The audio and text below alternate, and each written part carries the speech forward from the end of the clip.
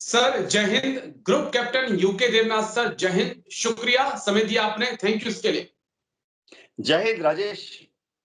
Sir कुछ अहम point जिन पे चर्चा करनी है, क्योंकि मेन स्ट्रीम मीडिया इनके ऊपर बात नहीं कर रहा है, लेकिन जो कुछ हो रहा है वो चिंताजनक है। दरअसल एक साउथ चाइना सी में एक्सरसाइज चल रही है, नेवल एक्सरसाइज है।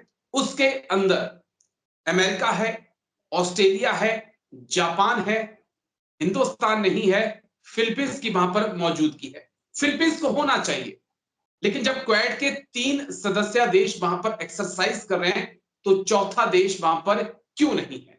इसी से चर्चा की शुरुआत। आपका रिप्लाई सर। राजेश, ये समझनी पड़ेगी कि भारत जो है क्वाड का एक बहुत महत्वपूर्ण हिस्सा है। जी अब फिलहाल जो एक्सरसाइज चल रहा है इसमें जापान है, अमेरिका है, ऑस्ट्रेलिया है और भारत नहीं है क्वाड का चौथा मेंबर। तो एक चीज तो ये देखना पड़ेगा कि फिलहाल भारत जो है क्वाड को मिलिट्री तौर पर एक्टिवली ज्वाइन नहीं किया। हम क्वाड के मेंबर हैं। क्वाड में हम दूसरी चीजें जो हैं trade, finance, commerce, scientific exchange और सबसे बड़ी बात एक दूसरे को पॉलिटिकली सपोर्ट करना, इसमें हम लोग एक्टिव योगदान दे रहे हैं। लेकिन मैं आपको बता दूं ये जो एक्सरसाइज चल रही है ये इसलिए खासतौर से फिलीपींस को इंक्लूड किया गया है क्योंकि पिछले 2 महीने से 1 महीने से और पिछले 1 हफ्ते से चीन जो है फिलीपींस के ऊपर साउथ चाइना सी में जरा दादागिरी करने की कोशिश कर रहा है। तो ओके। अब बात यह है कि ये सोचना कि भारत को इससे आउट रखा गया है, ऐसी बात असल में नहीं है। जमीनी सिचुएशन ऐसी है कि भारत के जो हमारे डिफेंस अटैची हैं, चाहे जी वो टोक्यो में बैठे हों, चाहे हमारे डिफेंस अटैची मनीला में बैठे हों, उनको जापान, ऑस्ट्रेलिया के जो नेवल अटैची हैं, वो हर रोज ब्रीफिंग दे रहे हैं। जी इसी तरह से भारत में जो इनकी अमेरिका, जापान और ऑस्ट्रेलिया की एम्बेसी है, वहां पर जो ऑस्ट्रेलिया, जापान के जो डिफेंस स्ट्रेटजी हैं, वो भारत में हमारे जो रिप्रेजेंटेटिव्स हैं, हमारी नेवी के जो अफसरान हैं, हमारी आर्मी और एयरफोर्स के अफसरान हैं, उनको दिल्ली में भी हर रोज ब्रीफिंग दे रहे हैं। क्योंकि उनको मालूम है कि जो कुछ फिलीपींस में हो रहा है, साउथ चाइना सी में हो रहा है, भारत को उससे अवगत रखना है। उनको ये भी मालूम है कि अगर जरूरत पड़ी और उन्होंने इशारा दिया तो भारत क्या क्या कर सकता है। हम कर चुके हैं। जब से क्वाड बना है हमने पार्ट टाइम मैरीटाइम एक्सरसाइज वहां किया हुआ है। सर हमने पॉइंट ये ना कि इंडो पैसिफिक का मेजर प्लेयर इंडिया है। आप इंडिया की जगह किसी और को नहीं रख सकते। चाइना को अगर आपने इंडो पैसिफिक में काउंटर करना है तो आपको हिंदुस्तान की जरूरत है। लेकिन अगर हिंदुस्तान ही उस एक्सरसाइज का हिस्सा नहीं है तो सवाल नहीं उठते हैं इसका, जो चाइना को काउंटर करने के लिए की जा रही है क्वाड का सदस्य होने के बाद। हाँ, देखिए क्वाड की जो बैकग्राउंड है वो समझना पड़ेगा। जब जी हमने क्वाड को बनाया था और अभी तक क्वाड में विदेश मंत्रालय का ही 90% रोल है। बाकी ओके 10% रोल जो है कॉमर्स मिनिस्ट्री का है, साइंस एंड टेक्नोलॉजी का डिपार्टमेंट्स हैं, वो लोग भाग लेते हैं। जी अब तक क्वाड की मीटिंग जितनी हुई है उनमें मिनिस्ट्री ऑफ डिफेंस से जो उच्च पदाधिकारी जाते हैं वो सिर्फ एज एन ऑब्जर्वर जाते हैं अटेंड करने के लिए। जी लेकिन हमने इंडो पैसिफिक में हमारी नेवी को डिप्लॉय किया है।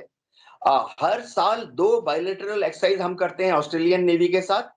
हर जी साल एक बायलैटरल एक्सरसाइज हम करते हैं जापान की नेवी के साथ। हमारी नेवी के जो फ्रिगेट हैं, जो एयर डिफेंस शिप्स हैं और सबसे बड़ी जी बात है हमारी एक सबमरीन भी वहां पर पार्टिसिपेट कर चुकी है।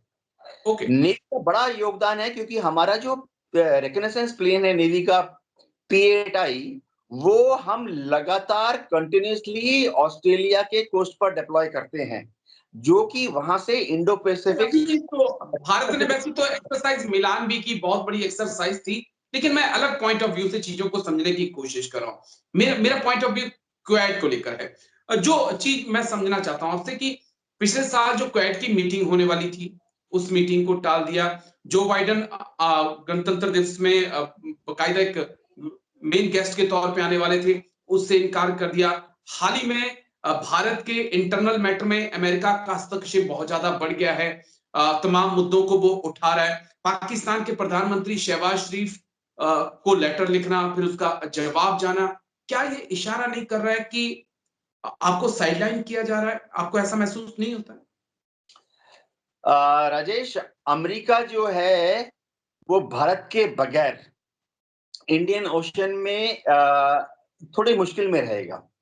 इसी ओके, तरह से अमेरिका भारत के बगैर स्ट्रेट ऑफ मलाक्का और जावा, सुमात्रा, बोर्नियो, सिंगापुर, मलेशिया की तरफ थोड़ा-सा हल्का पड़ जाता है। ओके, इसकी बहुत बड़ी रीज़न ये है कि अमेरिका जो है, उनकी जो नेवी है, उसके जो सेंटर ऑफ अट्रैक्शन है, अमेरिका की जी, जो एयरक्राफ्ट कैरियर हैं, जैसे 7th फ्लीट है, 7th फ्लीट का 100% ध्यान जापान, दक्षिण कोरिया की प्रोटेक्शन में रहता है।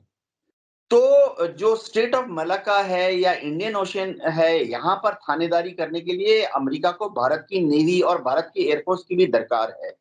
हाँ, जो बाइडेन नहीं आए, ठीक है, हमारे यहाँ 26 जनवरी हो रही थी, उनके यहाँ इलेक्शन हो रहे हैं। हमारी सरकार भी G20 के बाद काफ़ी व्यस्त थी। अ, अमेरिका ने अलग-अलग चीज़ों पे भारत सरकार से सवाल पूछ लिए हैं। अमेरिका को लगता है कि हम शायद मैं वहाँ और कुछ एग्जांपल देता हूँ, मैं कुछ एग्जांपल और देना चाहूँगा आपको। हाल ही में हमने देखा चीन के विदेश मंत्री ने अमेरिका का दौरा किया। चीन के विदेश मंत्री आए और फिर शी जिनपिंग अमेरिका पहुँच जाते हैं। मैं उस लिहाज से भी चीज़ों को समझना चाह रहा हूँ कि अ, अमेरिका एक तरफ अपने संबंधों को चाइना के साथ बेहतर करने में लगा हुआ है।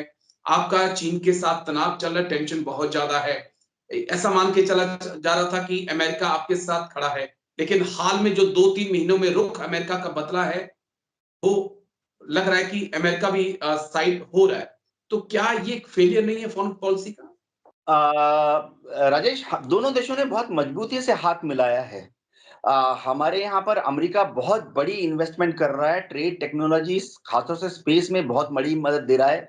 जहाँ तक डिफेंस कोऑपरेशन की बात है, हमने लेमुआ साइन किया हुआ है, जिसमें कि हम उनके हवाई जहाज़ों और शिप्स को लॉजिस्टिक सपोर्ट दे रहे हैं। हमने कॉमकासा साइन किया हुआ है अमेरिका के साथ, जिसके तहत कि दोनों देश जो हैं अपनी कम्युनिकेशन रिलेटेड जानकारियाँ, खासतौर से इंटेलिजेंस रिलेटेड जानकारियाँ शेयर करते हैं।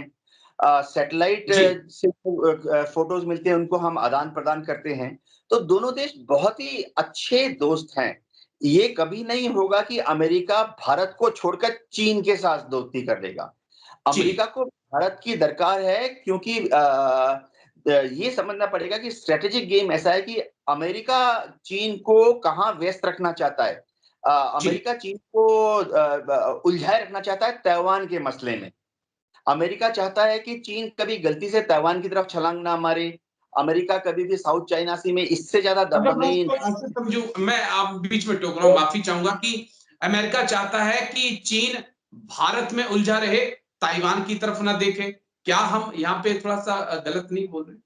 एकदम, अमेरिका चाहता है कि चीन जो है भारत की तरफ भी देखे। चीन को अमेरिका चाहता है कि चीन को थोड़ी चिंता हो जाए जी, कि जब चीन की फ़ौजें, उनकी आर्मी, नेवी, एयर फ़ोर्स जब ताइवान की तरफ देख रही हैं या साउथ चाइना सी की तरफ देख रहे हैं, जी। अमेरिका चाहता है कि उस वक़्त चीन को थोड़ा अपना पीठ पीछे भारत की तरफ भी देखना पड़े कि मैं भारत बस कोई क्योंकि वक्त बहुत ले लिया आपसे, मैं दो पॉइंट और आपसे समझना चाहता हूँ।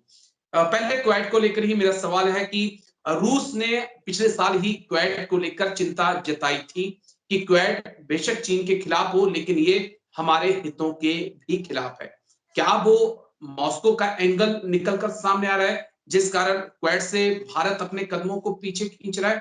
और अगर ऐसा है, तो फिर बीजिंग तो और बड़ी चिंता होनी चाहिए, उसकी चिंता क्यों नहीं है? सर? हाँ, जब भारत ने क्वेड जॉइन किया और पिछले 4 साल, 2 साल, 1 साल से भारत ने क्वेड में थोड़ा-सा एक्टिव पार्टिसिपेशन लिया, तो रूस की चिंता स्वाभाविक है। रूस को लगा कि शायद भारत रूस के दोस्ती से निकलकर अमेरिका की गोद में जाके बैठ रहा है। तो जी, हमारे विदेश मंत्रालय ने, S Jaishankar foreign IFS officer हैं, उन्होंने रूस की इस चिंता को निराधार बताते हुए वो खुद भी उन्होंने रूस को संवाद किया। मोदी जी जब भी रूस में जाते हैं और जी, रूस की जो इंडिया में एम्बेसी है, उनके साथ रेगुलर आदान-प्रदान हो गया है, जिसमें कि हमने उन रूस को आश्वस्त कर दिया है कि जी।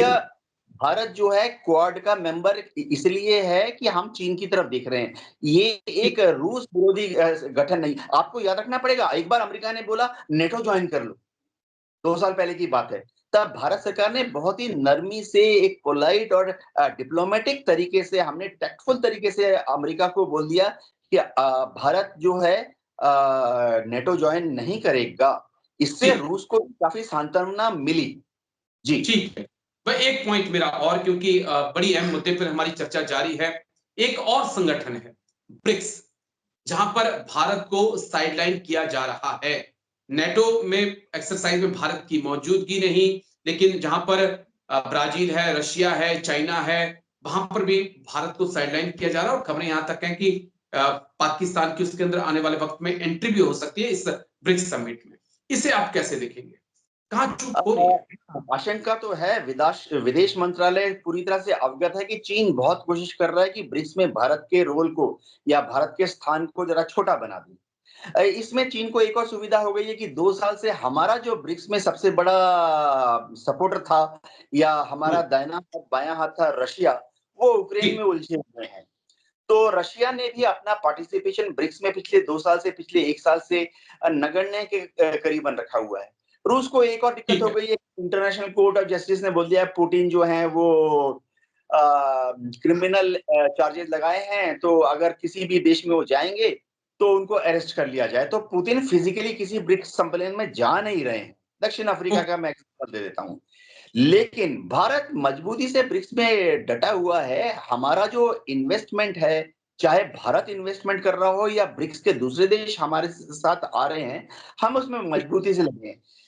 ये देखना पड़ेगा कि ब्रिक्स में चीन हमारा दुश्मन नहीं है, प्रतिद्वंदी नहीं है, चीन हमारा कॉम्पिटिटर भी नहीं है, चीन हमारा सहयोगी बन जाना चाहिए। तो विदेश मंत्रालय इस लाइन पर काम कर रहा है कि चीन को एज़ ए कॉम्पिटिटर मत देखो ब्रिक्स में, चीन को एज़ ए सहयोगी देखो। हाँ, मुश्किलें आएँगी, लेकिन हम जीतेंगे, हम करेंगे।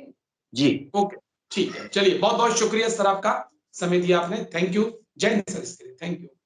जय हिंद राजेश।